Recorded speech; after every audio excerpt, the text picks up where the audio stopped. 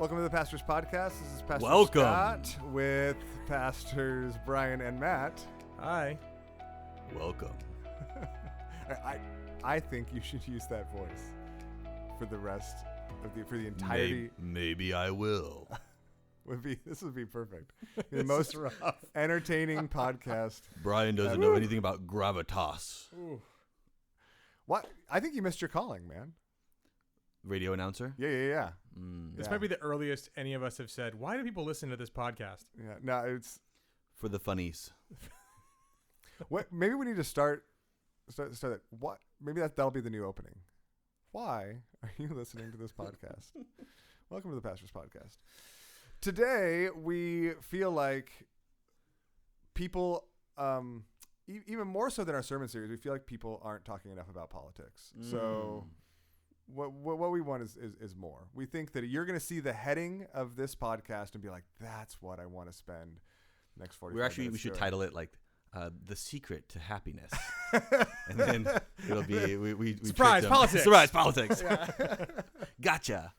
No, but we're halfway through the sermon series, right? It's been 5 weeks of a 10-week series. We hope that it's been as encouraging, helpful, challenging for you as I know it's been even just for us as we continue to wrestle through the application and implications of the different passages we've talked about, the truths we've talked about. But as we sit 5 weeks in with 5 weeks to go, some of you may be wanting more and wanting to get more detailed. Some of you might be done. You're like, 5 weeks was 3 weeks too many.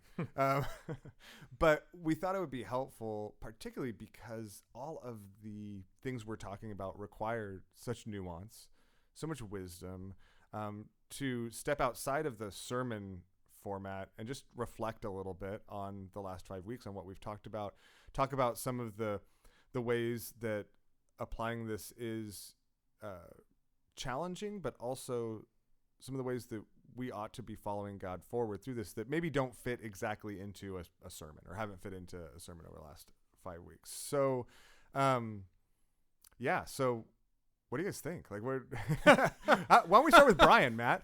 Brian, you preached for the last 5 weeks. What do you, how are you feeling? Actually, that's a great question. How do you, if I do say so myself, it's a great question. I think How it are you is a feeling great about question. I think it's great because people don't normally get to hear the preacher's reflection on their own sermons. Yeah. That's great. I like that. There's Yeah, a reason for that. Brian, Yeah. how do you feel? I feel pleasantly surprised at a series that to me was both intimidating and that I had some reticence about before we decided on it, 6 months ago, that it has felt, for me at least, appropriate and helpful. So like there's a piece of like it's a lot on politics. I've been pleasantly surprised by that. I think personally, I've felt more clarity. I think that happens a lot when you're preaching something, though. You're the one that kind of has to really parse through everything. Anytime you have to teach something, you have to think about it just harder than receiving it. Yeah. But for me, there's been added clarity and some nuance, but also just certain things where I'm like, no, this is just true, and I'm seeing it work itself out as I walk through a politicized world. Mm-hmm. So like I'm in it as much as anyone. I'm actually trying to be on social media, which is not my thing really. What's your Twitter handle? It's my name. Is it your name? You don't have a secret one? Is it Brian P. Colmery? A burner? A burner account? Well, I mean that sounds negative. I was just more like thinking an anonymous account that you could go on and do things. How is that not going to end up being a burner account? I don't know. Burner just sounds negative. Yeah, that's how I meant it, Anonymous. though. Oh, okay. Yeah. Anonymity is a bad idea in social media. Oh, okay. All right. Barring a few exceptions in I certain have like 4 or closed 5 countries. burner accounts, if that's what you want to call them. So, just a heads It's up. a lot of hockey takes. Yeah, Yeah. When Brian said it was a bad idea, it was aimed. Oh, he It was he an looked right at me comment. again. Yeah, it was an aimed comment. Again, Yeah. there's only 2 of you in the room. All right. Gotta look at somebody. Sorry. Yeah. I'm gonna start looking away. No, I felt pretty good about it in some ways. I think there's also lots of, I really feel the weight of how complex a lot of this stuff is, and how many different people with different experiences and contexts and situations are listening. And so I feel like there's so many ways I want, it is true of a lot of sermons, but so many ways you want to do it almost one-on-one too, and be able to listen and provide feedback for someone's specific situation and desires and angles on the way that they're thinking through these sorts of things. So that's something that I always think about, and especially now when I realize how many different people are even in our church are listening. I think it's so important, and I'm so glad that this series is happening right now, because I know that it is the water that the fish of the world are swimming in at this moment, and it is everywhere. And Nicole just took Owen to a drive.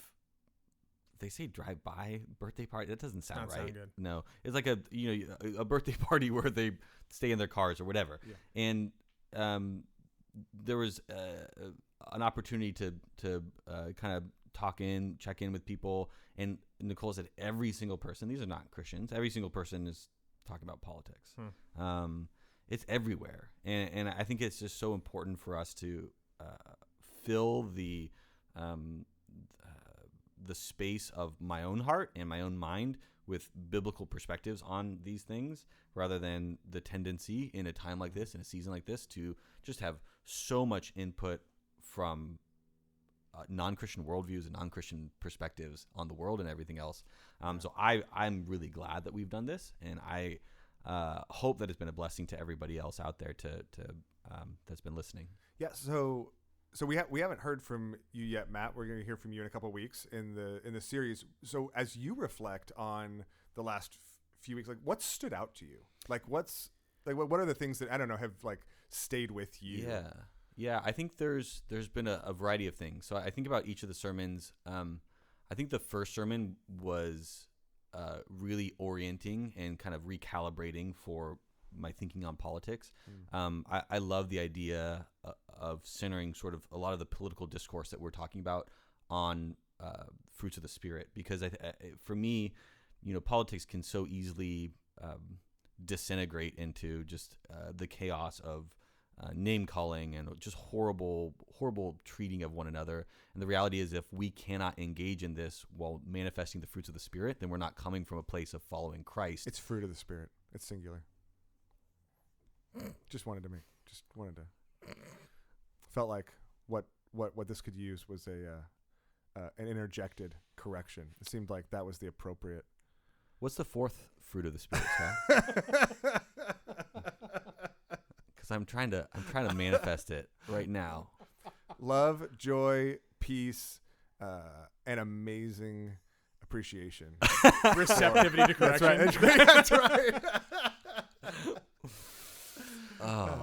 Is this part of the what what the fruits of the flesh are? Dissension, enmity, strife, factions.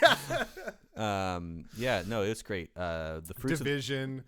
The fruits of the Spirit. So it totally orients it in a sweet way. This is awesome. I don't get a chance to be funny very often. I just wanted to take. You got to take the shots when you get. I love it. It's fine. I forgive you. It's no big deal. The truth is that for me, that I think the idea of our political engagement as tied to our devotion to Christ in that sense is huge. Yeah. And I think that the next sermon with idolatry as well, kind of this tendency for this area of politics to be all consuming in some ways. And the way people talk about it is this like ultimate reality, right? Like you see these things on either social media, and it could be Christians or non-Christians, just talking about it as like this final ultimate thing, and having an eternal perspective that says, wait a minute, this is important but not ultimate. Yeah. I think is so recalibrating for me in my engagement, where I say, yes, I want to do this faithfully. I want to honor and respect the government. I want to engage politically and think about the principles that guide my political decisions and my political engagement. And yet I also know it's not ultimate. And holding those two things together, to me, has been really helpfully orienting in a season that is so polarized and chaotic and hyperbolic, right? I mean, so hyperbolic, that says everything is the worst, this is the most important, whatever, and they say that every time. But and I'm not saying it's not important. It's just it can be disorienting towards an eternal perspective when you hear that constantly. And so it's been so helpful to have that biblical principle kind of reorient you around what actually is true, something to hold on to in a season of chaos. Yeah, I mean, I know for me, I think in addition to the reorienting of the how, and even the reorienting of like what is most important, right? We've oriented those principles. There's been and I think these go hand in hand, but for me, it's been a reorientation to a God-centeredness in how I view the world, right? Like there's this ultimate, there's these ultimate principles. There's this ultimate power. There's this ultimate center, that the thing I'm supposed to be captivated by, and the thing I'm supposed to look to, and it just puts everything else in relief. And that to me, actually, it's also given me a lot of peace as we think about these sermons and things like that. I think one of the things that's been, I know, hard for you, Brian, I think hard for us as we've talked about this is it feels like there's just a ton of potential to get this wrong or to say it wrong. To be misunderstood. Yeah, totally. To be misunderstood, to have things taken a different way. And to the extent that we can help people, reorient people to a God-centered worldview, and that even all the examples we use do that, and all the questions we're trying to answer do that. That really then, in a sense, like it takes care of itself, because all the fallout, like what we all need every time we engage with someone, every time we think about these, and things are complicated, but we need this God-centered worldview that is captivated by the love and glory of Christ, that sees that as our ultimate, not only our ultimate hope, but also as our ultimate purpose, our ultimate reason for being here on earth. And that, and then it allows us from there to actually it frees us to have helpful conversations. It frees us to change in our views, to be open to considering it. It frees us to be able to gently correct others and point them to truth, right? It frees us just from all the things I feel like in the world are otherwise entrap us. Yeah, and I think that freedom, it help. I would say it has helped me make sense of a world that's often hard to understand. Like why is it the way that it is? And it can be very disorienting, especially when Christians in the public sphere have a particular approach to some of these issues, and you're kind of figuring out why do I disagree?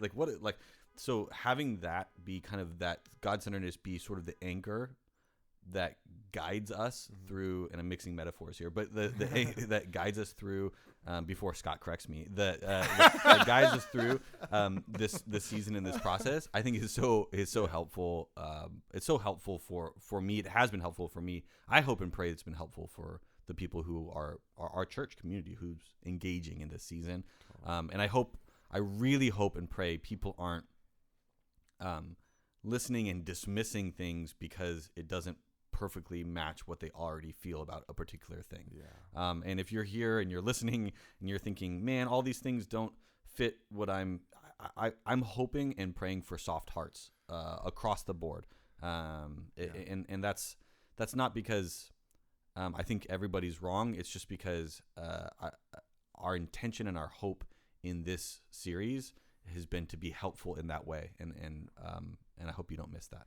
Okay. So let's expand on that a little bit. What are some of the ways that you think, so we talked about how it's hit us and how this has been a reflection for us, but how do you think people might be struggling with what they're hearing? Like when you think about it, I know we all talk to people as well. Like what are some of the ways that, I don't know, reflecting on it, you recognize or want to speak to, wish you could have said more in a sermon, Brian, or wish we could have the opportunity to say more, or in different ways? In one way, the entire series comes at a cost, because as you talk about politics this directly, I think for some people it might be unspoken, but there is either an awareness and maybe a semi-negative reaction to, or a lack of awareness, which might be, I don't know, worse. But when you talk about politics this directly, you start making it sound, without meaning to, you just can't help in a 10-week series, you make it sound like God fits into politics when politics fits into God. And so by focusing this directly, I think for a lot of people, especially thinking 5 more weeks, you're like, we're doing this for 5 more weeks to talk about politics. And I think especially the first 5 weeks had to focus very directly on politics as a thing that we experience and kind of talk about how it relates to God. And the next 5 weeks, which we might talk about later on the podcast, but is getting a little more expansive and saying, here, let's talk more about God. And then let's see how that applies to politics, which is a better way to do it. But you can't not do the first part. And so that's something that I think people might be struggling with a little bit, or not know they're struggling with, and they should. We should struggle with the idea that looking at something this directly is going to maybe give it an outsized importance relative to God, even if what we're saying is that God is ultimate and it isn't. So all of a sudden you're just thinking more about politics during your week.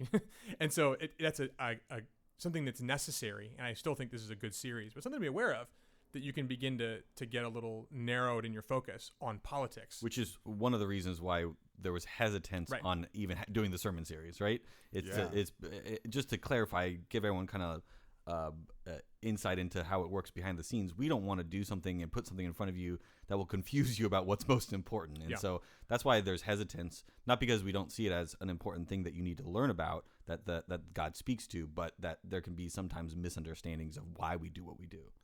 Yeah, I think it's really interesting, even when you talk about where we're headed, and we will talk about that maybe in more detail in a little bit, but I think one of the things people are struggling with, like, they heard this sermon last Sunday about principles, right, about how that applies, and it's hard because things are so complex.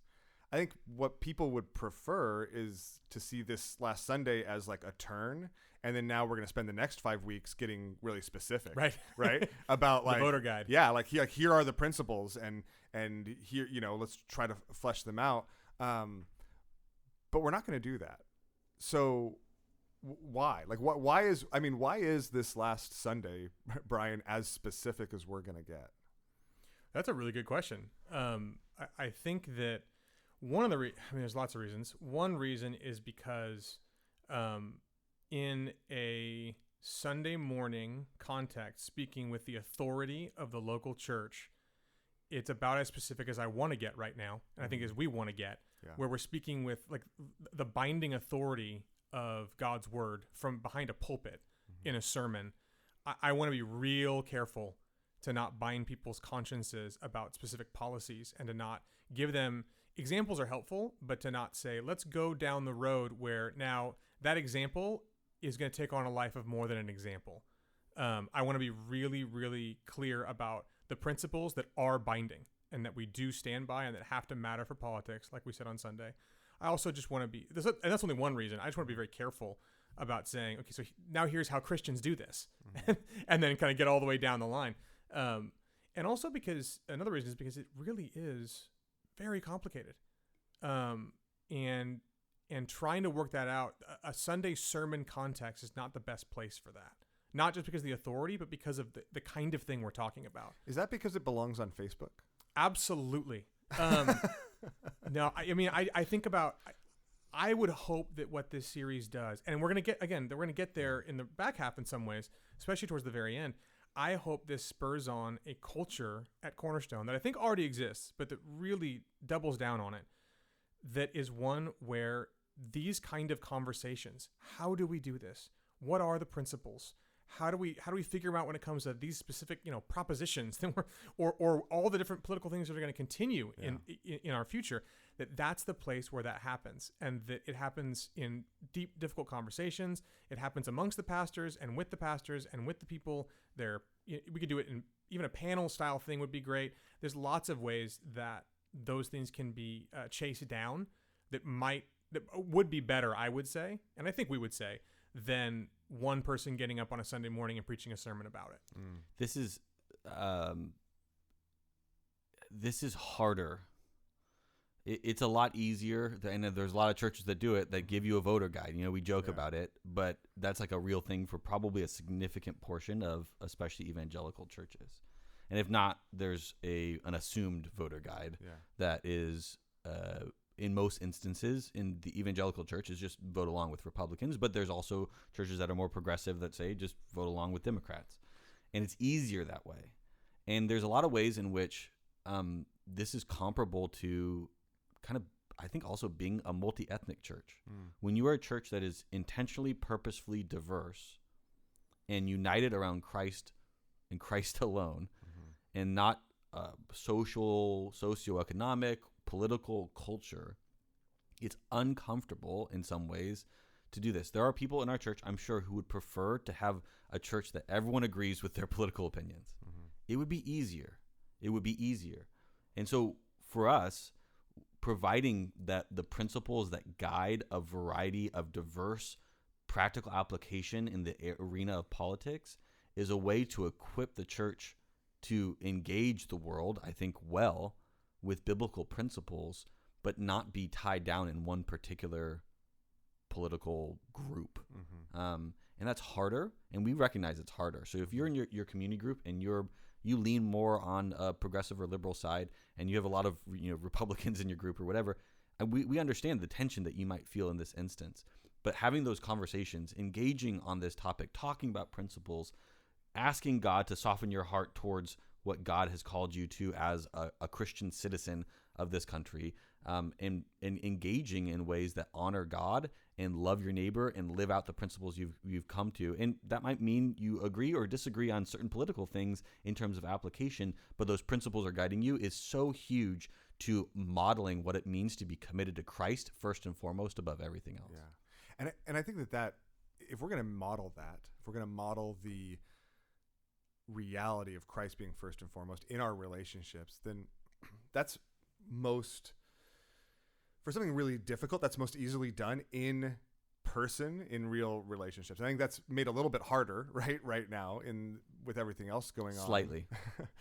But that's why I think we need to still prioritize this. Like we need to do the hard work of prioritizing relationships with one another, that are having conversations with one another, not relegating these conversations to public platforms like social media, right? But having engaged conversations with one another in the body of Christ, where we're striving to love one another, and we're striving to learn from one another, and we're striving to identify our principles together, and then discussing, right, how those flow out in our, and recognizing that, like, there's not even yes, we have to vote in a certain number of days, but this ought to be a lifelong journey. Like, I want to have a conversation now because it's one step in just the continued way that God is growing me to have his heart more and more.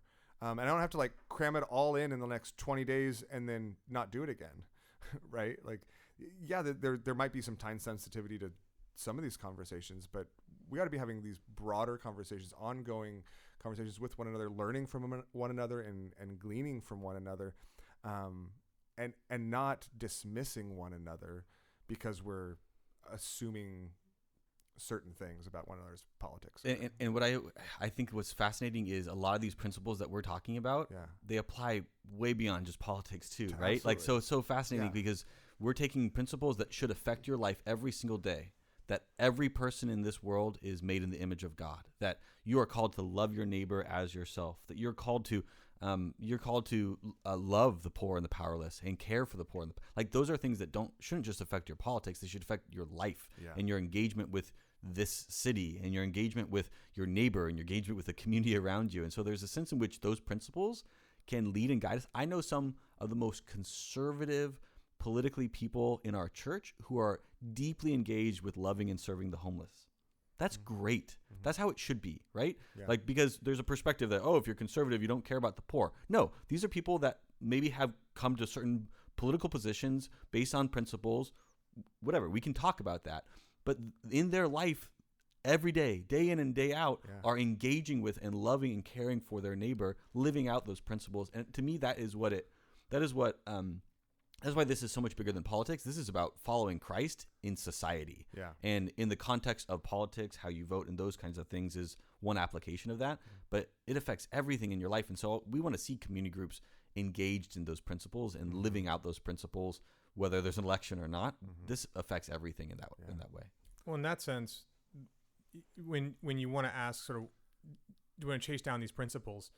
Like we've been doing this for 10, 15 That's years. what we do. Yeah. So like the principles are there. I think that what the series has helped demonstrate, I think for me, and hopefully for people who have been listening along, is that we don't often make that connection. And especially right.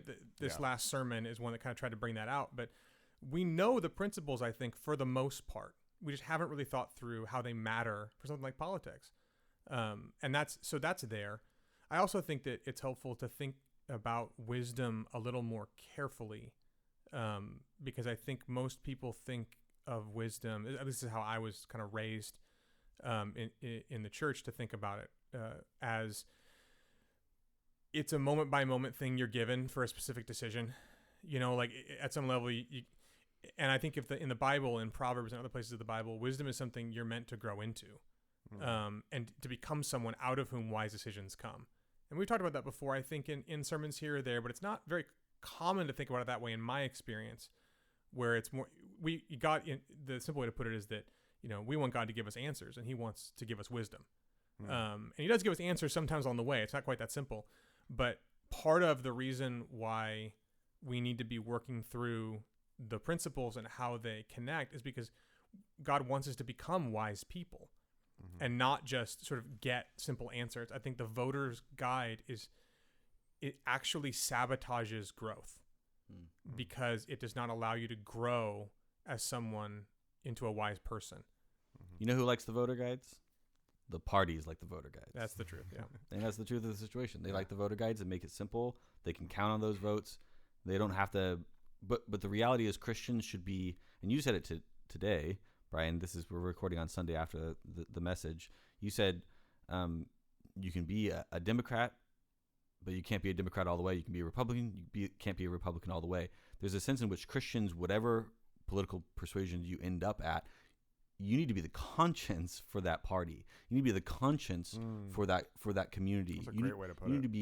You need to bring the Christian worldview to bear upon the principles that are being elaborated on. And I love the thought of, in many ways, we as Christians should be the conscience of the nation in that sense. And there's something really powerful about that. There's something too that's nice about, I think this about things broader than politics. I really like being a Christian in Los Angeles. I like being a Christian in a place. There's upsides to being a Christian somewhere else as well, but to be in a place where kind of the intellectual and cultural and social climate is pushing against you, it forces you to think. You can do one of two things. Ideally, it forces you to think really carefully, because nothing's taken for granted. You can't say anything and people are like, oh yeah, of course. So you have to make sure that what you're saying is true and accurate and wise. It forces you to grow in wisdom. It forces you to justify what you believe from Scripture and talk about, you know, your presuppositions and talk about how to do these things well and how they map onto life around you. The other option is it can kind of push you away and push you out of, so you can live in LA, but you're not really in LA. You're kind of in an enclave of people who think like you, where you can say something and Christian and they say, oh, of course. And you don't need to. So in politics, I think it's very similar. Being the conscience of a party requires you to have to think really hard, because people don't really like their conscience that much. And so they try to suppress it most of the time. Yeah. And so for you to try and, even if you're not like doing that super vocally at like a party meeting or something, which most people aren't, you have to internally be the kind of person that says, no, I have to really be careful. I can't just say stuff that's super general and vague and just run with it. I have to think. I have to be careful, which is another thing that I do want to mention. Something that as I've been preaching, I've bumped into personally, is that there have been times when I've been so busy with the various COVID changes, my large family, and prepping the sermon series. And I'm back in school now, so it's like this, that I'm prepping the sermon. And I'm like, I don't know if I have time to do the things I'm telling people to do. Yeah. And so I think for a lot of people, maybe some of you are in a position where you're like, no, I feel like life is sort of quote unquote normal right now, give or take. I have the space to be able to say, yeah, let me chase down. I want to learn about these propositions, and I want to I want to go from biblical principles to wisdom and think really hard and do a lot of research about that. Other people, I think, because of the situation that you are in, that's providentially ordained, the callings that you have, which might not leave a lot of capacity, puts you in a place where you don't have. hearing me say, hey, like you need to care about this. You need to know how your biblical principles affect your vote. It overwhelms you. It makes you go, I don't know. I don't have time right now to think about anything, let alone that. And I do want to encourage and say it's different. There is, I shouldn't say it's different. There's a way to live out the calling to be a good citizen such that you are making an informed vote without having to devote 10 hours a week to learning about each thing. Like there's ways to have these conversations and to do that where you are being faithful, even though other people might have the ability to do more, and being in conversation with them can help with that too. Yeah. I mean, I think it's really interesting because I think that is such an important such an important point to consider, because I think a lot of people feel overwhelmed, right? But a lot of people feel overwhelmed by the fact that we have an accountability to how we vote and how we engage. But I think that you answered it even earlier, right? Because you were talking about both principles and wisdom. I mean, it's the sermon as well. And the reality is we've been teaching and meditating on these principles as long as we've been Christians. Yeah. Right? This isn't like, there isn't like its own unique set of principles for voting. Like if you've been a Christian and trying to apply the word of God to your life, you've been meditating on and applying these principles. And so the call is simply to use the principles that you have for life, like you said, Matt, for every other area of life, applying them to this area. And then the call is to grow into wisdom, right? To continue to, and so hopefully I'm going to, as a Christian, increasingly as I grow through my life, be growing into wisdom, have increasing amounts of wisdom, seeking wisdom from others and input, and that I'm going to be. Now, I think it's interesting. I think if I'm only ever becoming, if my views haven't changed for 30 years and I'm just becoming more and more entrenched with that, then you were right at the beginning. I'm not sure that's wisdom, right? Like wisdom. Right. You were going a different direction. I'm sorry. Because wisdom requires, right, a teachability. The fact that I'm going to assume I don't have it all right. And I think that when you say that we have an accountability to how we vote, I think people hear you have to do it exactly right. Right. But I think what we're saying is you have to do it you're going to be held accountable for the fact that you do it out of your principles and using wisdom, as opposed to I hope you make the right choice, because if not, you're going to, be held accountable for that. Yeah. And I think too, that's a really helpful observation, because I think that is what gets heard. And what I would want to say pretty quickly is that the way that the Bible shows us how God looks at people, he looks on the heart, and there's so much grace for people who are saying, I want to do everything you've called me to do, and I find myself unable to put in the time I'd like to do here and there. Like the idea, I care about what God says and how he's asked me to love my neighbor this way. And I was able to put in not as much time as maybe I would have liked, versus someone who says, I know God wants that, but I don't really care. Those are two fundamentally different positions. And there's so much grace for the first one, because the first one's got a soft heart. And the second one's a hardening of heart that says, well, whatever. And that's just anytime that's your approach to God, it's a bad spiritual sign. So the idea of trying to say, look, you don't need to get it exactly right. You need to care. And that caring goes a long way towards what we're trying to do as Christians in the world. Yeah. I think we're still in the section of what people might be struggling with. Sure. In hearing. I don't know. Yeah. Who knows where we are? What point are we on, Brian? Point 1, 2, or 3? I don't know. I think there are a lot of people who are hearing, who hear everything about politics in the binary. And I think that if you think of politics, if you're out there and you think of politics as like, my side is right and the other side is evil and, from the devil, then you're going to be struggling with some of the nuance that we're talking about. You'd prefer that we would come out on the side of you and not the side of the devil. And I think actually that really heightens a lot of the rhetoric about politics that happens on social media or whatever. And by the way, I just want to say something about social media. It deserves all of the hits I take. Yeah, I know. It deserves a lot of hits. I just want to say, when I was in high school, I had a politics blog on LiveJournal called Marina Politics that was it went viral before that was even a thing. There was at least 5 or 6 people from my English class, junior year of high school, that were engaged with Marina politics. Why was it Marina? It's that's like the name of our maritime high law? school. That's Oh, the name of okay. our high school, Marina. Yeah. Anyways, but I just want to say it was very, I'm very proud of what I wrote those long years ago.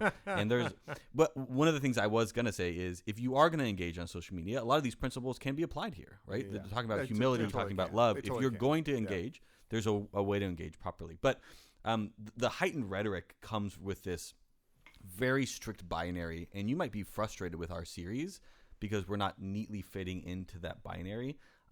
I don't think that binary is as real as you might think it is what I'd say. And I think that there's reasons why that is the case. And the nuance that we're describing in this series is the nuance of, I honestly think, pastoral ministry and engaging with people over the years and seeing the fact that the world is not as black and white and simple as we like to think it is. Yeah. And there are people out there, and there's politicians out there, and there's situations out there and structures out there that want the binary because it makes things easier for them. And I would challenge you to hear something different, and hear and see people as they are, and hear the nuance of what we're trying to describe. You know, I mean, I don't know. Even, I don't know if I want to say this, but I do want to say it. We can give you some time to think. When I You think wanna- about, I'll edit it out. I'll Okay, just yeah. give it a long pause, and then this series is probably hardest for people who see things in the binary. Yes. And the more that you see things in the binary, the harder it is. And I'm a little bit afraid that for some who I would consider in our family that tend to think about things in the binary, I'm afraid they're not hearing it at all because they tuned out weeks ago and aren't listening to this podcast and haven't listened to a sermon in a few weeks and are like, you know what, I'll just join up later. And I'll join up later, or I won't, because this doesn't fit my worldview. And I would just encourage you, as like, if you know, if those are people in your community group, if those are friends of yours, if those are people in your life, I'd encourage you, let's chase them down together. Let's show love and grace, not writing people off, but also not just like leaving people to idols. Mm-hmm. Right. And this is a time, it's particularly a time because we're doing this. We never, ever, ever in a million years wanted to do this over a screen. Yeah. And in fact, the fact that we are doing it over a screen was one of the reasons we strongly considered not doing it. But we thought it was important enough to have these conversations. But the fact that we are doing this while separated in this way makes some of this really, really hard. And as pastors, we can't do all of that. And so I would just encourage you to, if you're listening to this, like just as you're loving those around you, as you're loving one another, like let's strive to have the hard conversations and pursue one another as a family, even when it might be easier to be like, oh, well, what this series does is it gets rid of our political diversity and then we're a monolith of people who think that, things are just really gray. Like that's not the goal at all. Because that's not the reality. That's not even the reality among us. It's not the reality among our pastors. It's not the reality of the church God is building. And so I think there's just a call in this and in this moment. It's one of the things that burden in my heart for us to chase after one another and to be willing to have the hard conversations and engage. So I don't know. I don't know if I actually should say. Maybe we'll edit it. And if you're one of those people and you're listening and you're frustrated, you can also talk to us. As well. Of course. Brian at cornerstonewla.org is the right person to That's talk the to. email. I mean, you know us. You know us. You know us, and you know that. And you won't be we written wanna off. wrestle with You that. won't be No. dismissed. We love you, and we're here. And we want to learn from you too. Like we want to engage. One of the important things to keep at the forefront of our minds in that situation is that it really isn't an us and them situation. There's a way to binary this too, right? It's kind of like those who are binary and those who aren't. The way that this has struck me, this series, and one of my concerns is that because you are forced to push back against simplistic or reductionistic ways of looking at politics that reduce everything to kind of party lines, and therefore give them an ultimacy they don't deserve. When you have to do that, you end up pushing on it so hard that you feel like if you have any kind of eclecticism about your political persuasions, you're safe. And you're not. The truth is, it for me, as the one doing a lot of the preaching right now, it has been extraordinarily easy for me to, in theory, and for all intents and purposes, like totally, like completely agree that, yeah, of course the other side has good point, the way I think has weaknesses, and to try and get into the nuance. But the truth is that on the ground, it is ridiculously difficult to feel like you have a visceral and biblical reaction to a certain policy or candidate or whatever, and not just assume you're right and only theoretically think someone else has something to say. It's just really, really hard. And I think so just the fact that you have an eclectic mix of positions, or that you happen to know that nuance is involved, doesn't mean that we've actually done anything. Maybe we're just eclectically proud and eclectically ignoring, how we can learn and grow in wisdom and be loving and show the fruit of the Spirit. And so that it's all of us that are dealing with sin and self-worship that need to walk through this together. And so for people who might happen to be more partisan in it, that doesn't make them different. It just means they're doing what I'm doing in a different way. Yeah. And so we're all together. We're all fighting the same battle. And so we need to love one another enough to be able to help each other with those things. Yeah. And there are ways that my lazy eclecticism can be helpfully addressed and corrected by someone who might be more partisan in certain ways. And we both need to correct each other and work towards health. And health means following Christ through the biblical principles he has, and then growing in wisdom. Yeah. And so I just think it's helpful to reckon with the fact that it's not a win to simply not be partisan right now. It's a win to love Jesus and to reckon with the sin in your own heart and the pride that creeps up so easily, and that we are often self-deluding ourselves about. So hopefully that's coming across too, is that this is a universal weakness, not just people who happen to care more about politics. Yeah. We're all doing this because we all are in the same boat of dealing with, the flesh and the world and the devil. And there's grace for that. And Totally. and that's one of the other hard parts about the series, is that Yeah. you feel like you kind of don't get to spend as much time on some of those things, but that connects you to that larger picture of what it means that Jesus came to save us and to stand in our place for us and to sacrifice for us and to then resurrect and say there's a newness of life for you that's available, that can be demonstrated in the way that you mortify the flesh, in the way that you grow in the Spirit, in the way that and that manifests politically. And so there's just a really beautiful humility and grace and joy that comes from recognizing how difficult it is for all of us, not just some of us, to work through these things, because all of us, not just some of us, deal with that pride and sin. Yeah.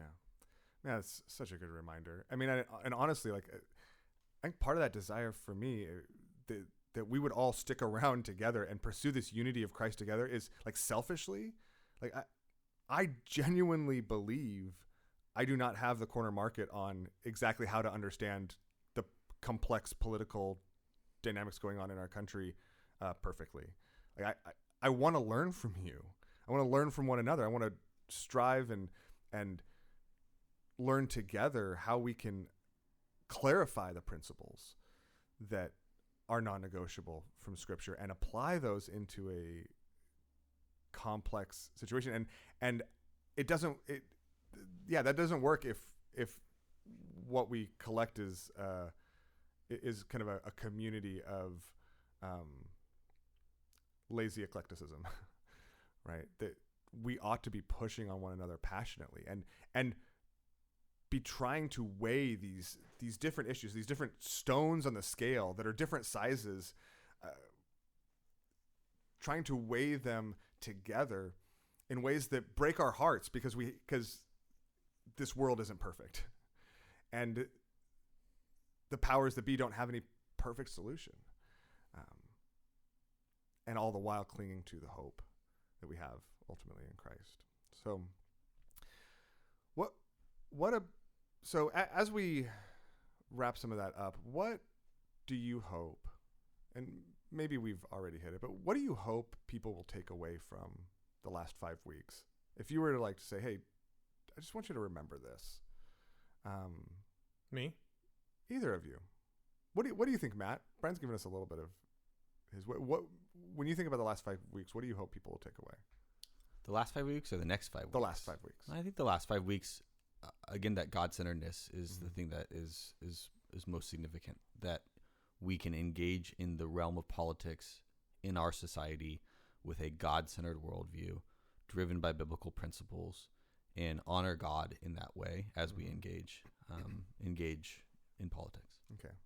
What about you, Ben? Yeah, I very similar. I think we had some summary statements in the first sermon that haven't come up as much, but they've been there. The idea, I think I said it this morning, we need to be looking at politics through the lens of our faith and not at our faith through the lens of politics is one. The idea that how you talk or discuss or think or relate about politics is at least as important as what you vote for. And ultimately that God is there in the political world. And that's the God-centered. To me, that's probably the most important one, is that when you start talking about politics, you don't leave God behind and enter a space where he's not. He's there already, and he's been there the whole time. This is his world. You know, he's there. And so the ability to not just see that he's there as a kind of, okay, cool, well, I can engage, but to see that he's there as you have the ability to appreciate more, to experience more of the beauty of who God is and what he's like in this realm as much as any other, it is very important to me. And I hope that's something that's been, that people are taking from it. Cool. So as you think about, takeaways from the last 5 weeks, as we look forward to the next 5 weeks, if people are feeling a little bit like, man, it's already been 5 weeks of politics, like really, we're going to do 5 more weeks of this. I think it might be helpful to give them an idea of where we're going and how the series is going to shift a bit as we look forward. The next 5 weeks, the most of the sermons are going to take a bit of a different tack than the first 5. The first 5 were really, there are just certain really pressing questions that we need to answer about politics. And a lot of them were phrased in the form of a question. And why are things so crazy? Is there a Christian political platform? And we needed to talk about politics and then demonstrate how they're connected to God, how God is in the midst of them, and how it is a God-centered thing that we're doing.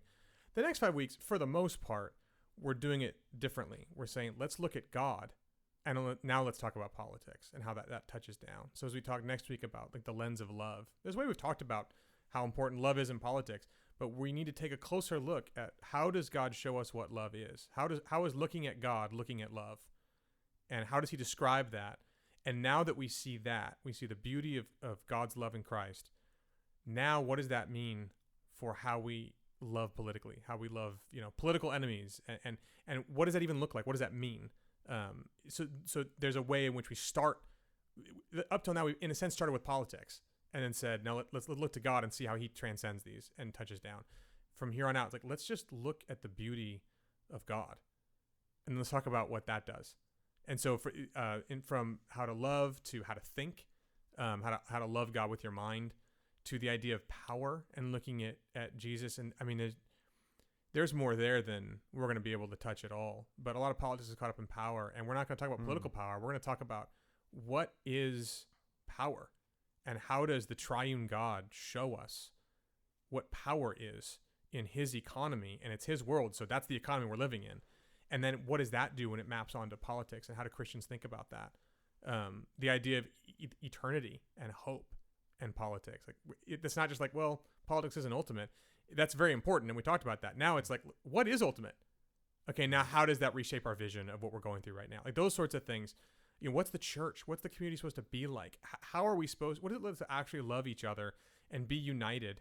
And how are we going to pursue that? So in a sense, you're getting more of the architectural drawings of something that to be incredibly beautiful, and then saying, okay, how do we build this in a particularly politicized climate? Cool. Well, I'm really looking forward to that. Hope you're looking forward to it too. Anything else we were hoping we were going to be able to get to we haven't gotten to? That's everything. Matt has made no animal noises of any kind. No crows, no nothing this time. I just Oh, the animal noises? Did I do that once? I feel like more than once, I but feel I like don't know. I feel like there might have been a bird in the room at some point. I'm not sure exactly what you're talking about. It was that good. Yeah. I'm looking forward to it, and I hope that people are seeing the vision that you can be faithful to Christ in a very complicated season like this, and that there's hope and joy in an area that there's often not hope and joy. And I hope and pray that our people, that Cornerstone feels equipped to engage this season well. Absolutely. Well, we love you. We miss you. And we'll see you virtually on Sunday.